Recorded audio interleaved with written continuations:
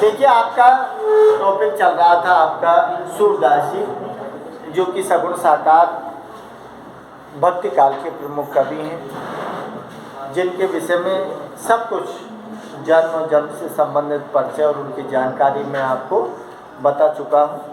और जैसे उन्होंने लिखा है सूर सागर, सूर साहित्य लहरी और भ्रमर गीत, जो आपके ये दोहे लिए, जो पद लिए, दोहे नहीं है पद है और पद रूप में ही लिखा है। तो पद जो लिए हैं वो भ्रमर गीत सार में से लिए हैं। भ्रमर गीत सार क्या है ये आपको ध्यान रखना है कि कृष्ण ने अपने दोस्त उद्धव को जो ब्रज भेजा है और ब्रज में जाने के बाद उद्धव और गोपिका उनकी जो बातचीत हुई है ना, उसी को आधार मान के उनकी चीज़ों को लिखा है। सवाल जवाब कर रहे हैं उद्धव ने और इधर गोपियों ने, बस उसी संवाद को पद के रूप में रखा है। तो देखिए जैसे उद्धव पहुंचा है गोकुल में नंद बाबा के आंगन में, तो जैसे उसने कहा है कि भाई तुम समझदार हो, कृष्ण जो है वो कोई परमात्मा नहीं है, उससे प्रेम जो करते हो ना आप, वो प्रेम बेकार है, आपको इतना ज़्यादा वो नहीं करना चाहिए प्रेम, क्योंकि कृष्ण कोई भगवान नहीं है, सामान्य आदमी है, आप भी सामान्य है, वो भी सामान्य है। लेकिन वो सवाल जवाब जो करती हैं वो इस तरह से करती हैं और वो ये कहती हैं कि सुन उद्धव, कैसे छोड़ दें हम कृष्ण को, हम नहीं छोड़ सकते। तो देखिए क्या दिया है, उद्धव विस्मोदक चिन्ह लगा है। इसका मतलब है कि अपनी बात को, विस्मोदक का मतलब है बड़े दुख के साथ व्यक्त करती हैं गोपियाँ। क्या दिया, अखिया अति अनुरागी, अखिया अति अनुरागी, कि हमारी जो आंखें हैं ना, अति बहुत अत्यधिक अनुरागी का मतलब प्रेम, कि श्री कृष्ण से बहुत अत्यधिक प्रेम करती हैं हमारी आंखें। इसका मतलब है, कहने का मतलब है कि हमारी आंखों में कृष्ण बसा हुआ है और तू कहता है कि कृष्ण को भूल जाओ, हमारे हृदय में और आंखों में बसा हुआ है, इसलिए हम उसको नहीं भूल सकती हैं, हम प्रेम करती हैं कृष्ण से। और क्या कहती है, एक टक मग जोगती, एक टक का मतलब है बिना पलक झपके, एक टक अपन कहते हैं कि एक टक, एक नज़र लगातार देखना जिसमें पलक भी नहीं झपके। तो एक टक मग जोगती, अरे जिस दिन से मथुरा गया है ना, तो वो समय अवधि बता के गया था, उसी दिन का हमें इंतजार है। इसीलिए मग माने रास्ता, जोगती माने होता है देखना। अरे हम श्री कृष्ण मथुरा जब गया था ना, तो कह के गया था, जब से आज तक हम लगातार इंतजार कर रही हैं कृष्ण की, कि टकमक जोगती अरु माने और क्या दिया, रोगती। अरे श्री कृष्ण को हम देखती रहती हैं, उसका इंतजार करती रहती है और इंतजार करते करते वो रोती रहती है गोपियाँ। क्या दिया है, भूलऊ पल ने लागी, एक पल एक सेकंड के लिए भी हम उसको नहीं भूल पाते। शायद सब कुछ भूल जाए, हमारे माँ बाप को भूल जाए, हम अपने आप को भूल जाए, लेकिन कृष्ण को हम कभी नहीं भूल पाती हैं। और क्या कहती है, बिन पावस ऋतु आई। अब तुम देख नहीं रहे हो, उद्धव से कहती है कि ऋतु बिन पावस, पावस का मतलब है वर्षा ऋतु। अरे वर्षा ऋतु में वर्षा ऋतु आए तो अच्छी लगे, लेकिन यहाँ तो बिन पावस के ही वर्षा ऋतु बह रही है। ये किसकी ओर इशारा है, जो गोपिकाओं की आंखों से जो नीर निकल रहा है ना, अश्रुओं की जो धारा बह रही है, उसकी ओर इशारा किया है। तो बिन पावस ऋतु आई, कि तुम देख नहीं रहे हो कि यहाँ ऋतु नहीं है, बरसात की ऋतु नहीं है, लेकिन बिना बरसात की ऋतु के बिना ही यहाँ लगातार हमारी आंखों से आंसुओं की बरसात हो रही है। देखत हो विद्वान, देखत हो विद्वान, देखत माने दिखाई दे रहा है, विद्वान का मतलब है प्रत्यक्ष। अरे आप कहते हैं कि मतलब हाथ कंगन तो आरसी, क्या हाथ कंगन तो आरसी का मतलब होता है प्रत्यक्ष में प्रमाण की जरूरत नहीं होती है, क्योंकि सबको देख रहा है उद्धव। तो वो कहती है देखत हो विद्वान, अरे तुम सबको देख रहे हो, तुम्हारे सामने है, हमारी आंखों से किस तरह से अश्रुधारा बह रही है। और क्या कहती है, अब धो कहाँ कियो चाहत हो, अब तू एक बात बता कि तू कहना क्या चाहता है, तू करना क्या चाहता है और क्या हमसे करवाना चाहता है। अब दो कहा कि वो चाहत छाड़त नीरस ज्ञान, कि जो नीरस अर्थात जिस ज्ञान की तू बात कर रहा है, नीरस, नीरस का मतलब है जिसमें कोई रस नहीं है। तू जो निर्गुण ब्रह्म की बात कर रहा है ना, उसमें हमें कोई इंटरेस्ट नहीं है। क्यों नहीं है? क्योंकि निर्गुण ब्रह्म में रस नहीं है, आनंद नहीं है। और ऐसी वस्तु को कौन अपनाएगा? जिसको कोई आनंद नहीं है। तो आप दो कहा चाहिए चाहत हो, इसका मतलब कि आप तू क्या कहना चाहता है, क्या करना चाहता है? छाड़त नीरस ज्ञान, कि जो तू निर्गुण निराकार अर्थात नीरस ज्ञान की जो बात कर रहा है ना, तेरे निर्गुण ब्रह्म की जो बड़ाई कर रहा है, भाई इसको अपना लो। तो इस ज्ञान को तू तेरे पास रख, हमें मत बता दे, हमें इसकी जरूरत नहीं है। क्योंकि हम तो सगुण साकार श्री कृष्ण की उपासक हैं और उसी को हम चाहती हैं। सीधे जवाब दे देती हैं गोपियाँ। क्या कहती है कि सुन प्रिया सखा श्याम सुंदर के जान सकल स्वभाव। सुन प्रिय, कि तू प्रिय है, श्याम सुंदर का दोस्त है, हमें पता है, इसीलिए तू उसका दूत बन के आया है। कि सुन प्रिय सखा श्याम सुंदर के जानत सकल स्वभाव। अरे तो उधर कृष्ण के सकल स्वभाव को भी जानता है। और हमारा जो व्यवहार देखा है, हम जिस तरह से प्रेम से व्याकुल हैं श्री कृष्ण के लिए, तो यहाँ भी तू क्या कर रहा है? जानत सकल स्वभाव, कि तू हमारे सारी गोपियां है ना, उन सबके स्वभाव से तू परिचित हो गया कि हम कितना चाहती हैं कृष्ण को, फिर भी इस तरह की बातें कर रहा है। कि सुन प्रिय सखा श्याम सुंदर के, कि हे प्रिय सखा मित्र श्याम सुंदर के, श्री कृष्ण के, हम जानते हैं कि तू कृष्ण का दोस्त है और उसका भी क्या है, तू कृष्ण को भी जानता है कि वो कैसा है। और इधर हमको भी देखा है तूने कि हम कैसे हैं। तो फिर क्या कहती है कि हम उसको नहीं भूल सकती हैं। क्या दिया है कि जैसे मिले सूर प्रभु हमको सो कस करहूं उपाय। सूरदास कहता है कि गोपियां कहती है, जब लास्ट में किसी कवि का नाम आता है ना, तो कहता है, लेकिन डायरेक्ट नहीं कहता है, वो किसी के माध्यम से कोई बात को कहलवाता है। तो सूरदास कह रहा है, लेकिन वो गोपियों के माध्यम से कहलवा रहा है बात को। क्या दिया है? जैसे मिले सूर प्रभु हमको। सूरदास कहता है कि गोपियां क्या कहती हैं उद्धव से? जैसे मिले सूर प्रभु हमको सो कस करूं उपाय, कि जो निर्गुण ब्रह्म की जो तू बात कर रहा है ना, वो सारी निर्गुण ब्रह्म की बातों को तू छोड़ दे, अर्थात हम उसको नहीं अपनाने वाली हैं। लेकिन अब क्या कर? जैसे मिले सूर प्रभु हमको उपाय वो कर जिससे हमारा, सूरदास कहता है, गोपियां ये कहती है कि उपाय वो कर जिससे हमारा प्रभु श्री कृष्ण हमको मिल जाए। तो फिर हम तेरे जो निर्गुण ब्रह्म है ना, उसकी तुलना कर लेंगे, भाई सगुण अच्छा है या फिर निर्गुण अच्छा है। इसीलिए जैसे मिले सूर प्रभु हमको। अब तो उपाय ये कर तू कि हमारा जो श्री कृष्ण मथुरा गया है ना, उस मथुरा से उसको भेज दे और वो यहाँ आ जाए और वो हमको मिल जाए, वो उपाय कर दे, अन्यथा हम तेरे निर्गुण ब्रह्म को नहीं अपना सकते। स्पष्ट मना कर देते हैं गोपियाँ। समझ लो। अब देखिए इसमें से कई बार आया है, तो ये क्या होता है? अनुप्रास अलंकार जो है, भाषा क्या है? ब्रज भाषा दिखाई है। तो ये सारी चीज़ें आपको किस में काम देती हैं? जो विशेष लिखते हो ना, उसमें भावार्थ क्या है, क्या बात उद्धव कृष्ण से कह रहा है, क्या गोपियाँ उद्धव से कह रही हैं, सारी बातें हैं। अब देखिए आगे क्या दिया है दूसरा पद, कि आयो घोष बड़ो व्यापारी। आयो घोष बड़ो व्यापारी, लाद खेप गुण ज्ञान जो कि ब्रज में आन उतारी। अरे सीधी बात है कि कोई बढ़िया चीज़ होगी, गांव में हो के घुसेगा, वो आवाज़ देगा तो बढ़िया चीज़ होगी तो हर कोई कहेगा भाई का है, बुढ़िया है, बोल भाई आ जा है।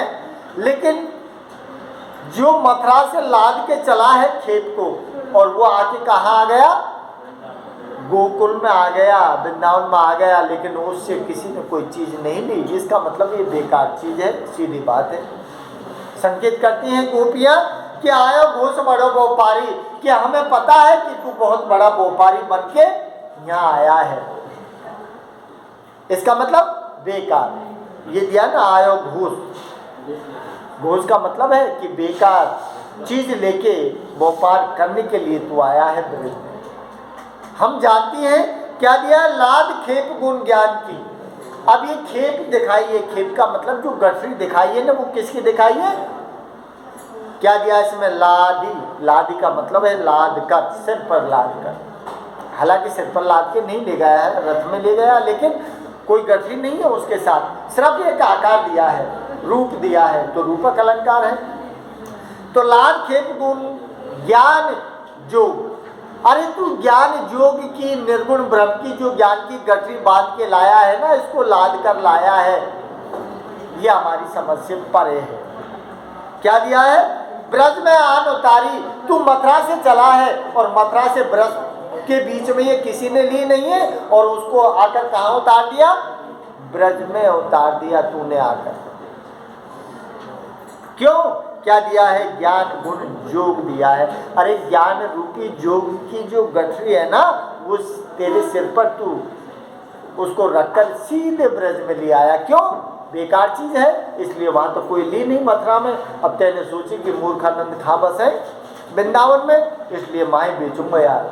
तो वो कहती है कि हम मूर्खानंदन नहीं, सब बात को समझती हैं हम। आगे क्या कहती है? फाटक देकर हाटक मांगल। फाटक देकर, फाटक का मतलब है बेकार वस्तु, और हाटक का मतलब होता है सोना।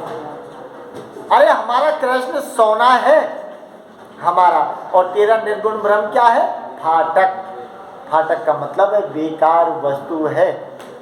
तो क्या दिया? फाटक देकर हाटक मांगत। अरे जो तू बेकार वस्तु ज्ञान योग की जो गठरी लेके आया है ना, उसमें बेकार है, फाटक है, और फाटक को देखकर, निर्गुण ब्रह्म को देखकर तू क्या मांग रहा है? सगुण साकार श्री कृष्ण को मांग रहा है कि तुम तुम्हारे हृदय में से कृष्ण को निकाल दो, उसकी जगह निर्गुण ब्रह्म को अपना लो। तो भाई हम नहीं अपनाएंगे। मना करती हैं गोपियां कि हाटक मांगत भोरे निपट सुधारी। भोरे तेने का समझे कि ब्रज में सारे के सारे लोग, निपट का मतलब है पूर्णतः, और भोरे का मतलब है सीधे। कि भोरे निपट सुधारी, कि तेने क्या समझा कि ब्रज के अंदर सारे लोग पूर्णतः भोले हैं, जो मेरे बहकावे में आ जाएंगे।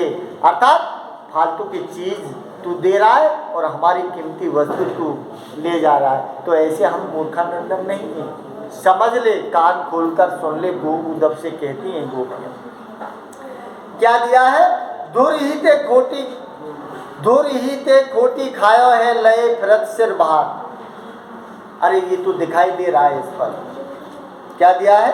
धुर ही ते खोटी खायो। अरे लगता है जिस तरह से तेरे ऊपर ज्ञान योग की जो गठरी है ना, ये लदी हुई है, ये हमें लगता है धुर ही ते। धुर ही का मतलब है शुरू से ही। लगता है कि शुरू से जब से तेने ज्ञान योग की गठरी लदी है ना, शायद इसको किसी ने खरीदा नहीं है, शुरू से ही धोखा खा गया तू। इसका मतलब बेकार चीज को तेने अपना लिया, और तू बेकार चीज को बेचते फिरता है तो फिर नहीं बिकेगी। क्या दिया है? दूर ही ते खोटी खायो है, लय फिरत सिर बाहरी। अरे इस बाहरी ज्ञान योग की गठरी है ना, इस बाहरी ज्ञान की गठरी को तू लिए घूम रहा है ना, लगता है कि तुझे ज्ञान नहीं है, इसीलिए शुरू से ही तू धोखा खा गया। अरे अच्छी चीज लाता तो हम भी लेते, लेकिन तू तो लेके ही बेकार चीज आ गया। क्या कहती हैं? इनके कहे कौन ढहकावे, ऐसी कौन अजानी। इनके कहे कौन ढहकावे। ढहकावे का मतलब है बहकाने में आना। क्या दिया है? इनके कहे कौन ढहकाए। कि अरे उद्धव सुन कि तेरे बहकावे में कोई गोपियां, कोई स्त्री ब्रज की कोई भी नहीं आएगी, कितना भी जोर लगा ले। तो एक दिन नहीं, एक महीना रुक ले, जब भी कोई स्त्री, कोई गोपिया, कोई राधा, नंद बाबा, माँ यशोदा, कोई भी तेरा विश्वास नहीं करेगा। क्या दिया है? इनके कहे कौन ढहकावे, ऐसी कौन अजानी। अजानी का मतलब है अज्ञानी। अरे ऐसी कोई अज्ञानी नहीं है जो अपने ज्ञान को दे, अज्ञान को ले। सारी ज्ञानवान हैं, गुणवती स्त्री हैं, गोपियां, इसीलिए तेरे बहकावे में कोई नहीं आएगी। ये कहती हैं उद्धव से। और क्या कहती हैं? अपनो दूध छाड़ को पीवे खार कूट को पानी। अरे ये तो वही बात होगी, अपनो दूध छोड़ के पिए, क्या दिया है, खार कूट को पानी। अरे एक बात बताओ कि जब हमारे घर के आंगन में दूध का कुआं है तो दूध का कुआं छोड़े, दूध पी वो छोड़े, तेरे खारे पानी के कुएं में जाए और खारा पानी पिए? कोई बेवकूफ है हम?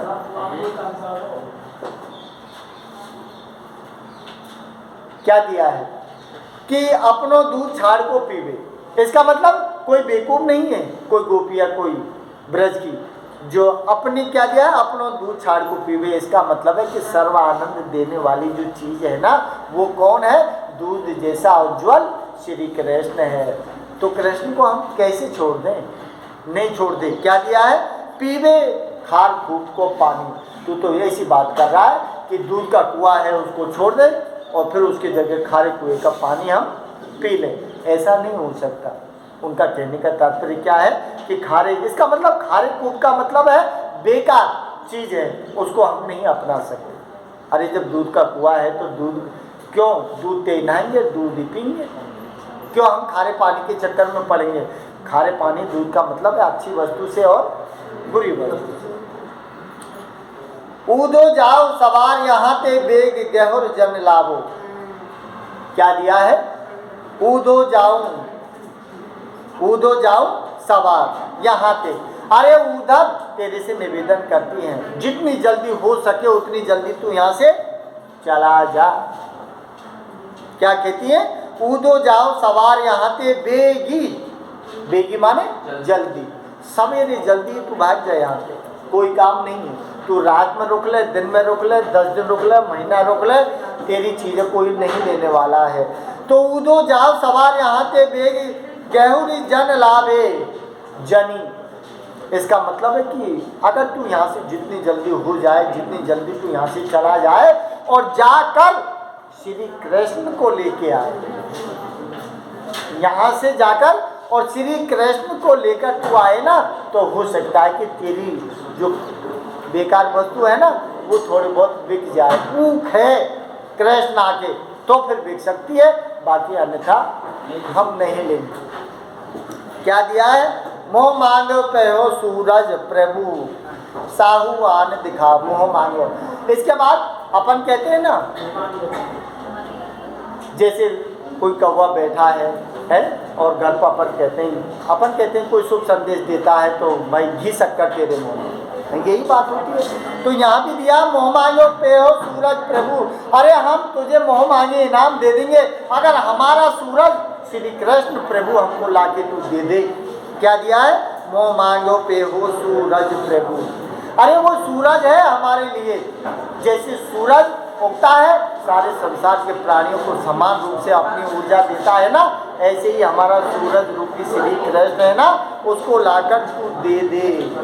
साहू यान दिखाओ और सब को आकर तू यहाँ उसको दिखा दे, तो फिर हम तुझे मोह मांगे इनाम दे देंगे और तू जैसा कहेगा वैसा हम कर लेंगे। इस तरह की बात उद्धव और गोपिकाओं के बीच में हुई है। थोड़ा सा गहराई से सोचो समझो, और कोई चीज़ समझ नहीं आए तो उसको समझ लिया, ठीक है ना। बाकी अगले पद में पढ़ाएंगे।